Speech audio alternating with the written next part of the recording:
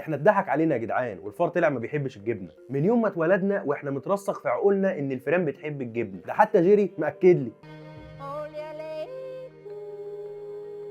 ما هو مش معقول طول السنين دي بيسرق الجبنه عشان يبيعها مثلا. بس الحقيقه احنا اتضحك علينا يا رجاله، الفيران ما بتحبش الجبنه ولا حاجه، بالعكس ده بيكرهوها جدا. والمرعب بقى ان الفار لو قدامه جبنه وصباع رجلك مثلا، فهو هيفضل ان هو يقطم قطمه من صباع رجلك ولا انه ياكل الجبنه. وده لان الفار عنده حاسه شم قويه جدا، وريحه الجبنه النفاذه دي بتضايقه، فما بيحبش يقرب منها الا لو جعان قوي. لكنه بيحب جدا الفاكهه والحبوب والسكريات، وبالاخص الشوكولاته وزبده الفول السوداني. وكل اللي بيربوا فران عارفين ده كويس. ايوه في ناس بتربي فران. طب ايه بقى اللي خلانا نربط الفار بالجبنه؟ قال لك يا سيدي ان في العصور الوسطى ما كانش فيه ثلاجات. هتقول لي طب ايوه ايه علاقه ده بالموضوع؟ هقول لك اصبر بس معايا كده وانا هفهمك. كانوا بقى يا سيدي بيعلقوا اللحمه على خطافات في الشمس علشان ما تعفنش، وكانوا بيخزنوا الحبوب في اكياس مربوطه كويس. فكان اقراص الجبنه هي الوحيده اللي محطوطه على ارفف ومكشوفه، فيجي الفار الجعان يدور على اكل ما يعرفش ياكل، اللحمه متعلقه بعيد عنه في الشمس، ما يلاقيش غير الجبنه المكشوفه على الارفف، وكان بيضطر ياكل منها.